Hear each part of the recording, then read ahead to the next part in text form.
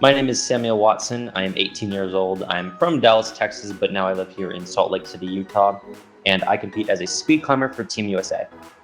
I have been on the U.S. national team since I was 15, and then I joined Team USA when I qualified for the Paris 2024 Olympics.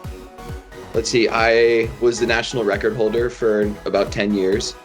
I've won 10 national championships. I've been on the podium at Youth Worlds, and I've been traveling and competing at World Cups for a long time.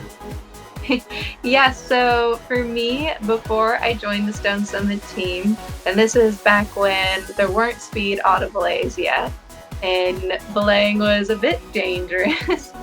You could only do it if you were on the Stone Summit team, and I was still a UC, so I didn't have any access to it, and it was like the forbidden wall. I was like, I just want to climb this. That looks so fun. I love going fast. Like that, it was just calling to me. And then I finally joined the team and I got to try it and I was just hooked.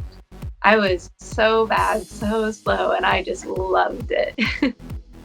Getting started in speed climbing, I think the best way is just to do it.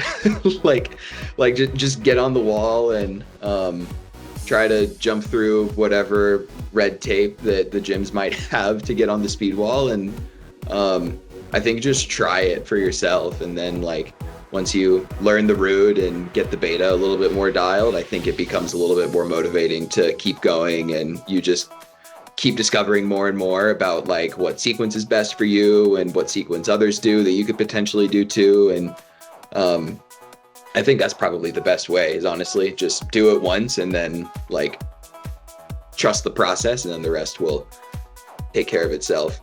I would tell them absolutely nothing else matters besides improvement. So I think a lot of people will fall into the trap of maybe starting at a later age or starting speed climbing just as a hobby. And the beauty of that is you can get better and compare yourself to yourself no matter what. Just tell them to lock in the beta as much as they can, not looking at your feet a lot, and just really making it flow is a big thing on speed. The goal in speed climbing is to make each move as efficient as possible, right? And just because you can do a move or do a certain beta, just because you can make the moves and do a certain beta doesn't necessarily mean that you're doing it faster than something else would be, because you have to do it well too. And so just watching videos of yourself and others trying to make little changes that aren't necessarily part of the sequence but are part of how you do each move. Maybe you turn your hip a little bit to the left, or maybe you want to bring your body a little bit more to one side than the other to make it easier to do something, or just trying to make each move as fluid as possible so you're not kind of going and stopping and going and stopping and going and stopping. So as a bit of a difference from most climbers, I think the philosophy is changing, but I really do focus a lot on a very detailed strength conditioning cycles. So I'll do a strength cycle where I plan to be slower. So you sort of get slower to get faster. You plan to get slower. You plan to accelerate at certain times. You make sure your body is resting and recovering over all else, essentially, because it helps for injury prevention. It helps for the mental load of things. It helps for so many other reasons to know what you're doing on a plan, even months out in advance. Yeah.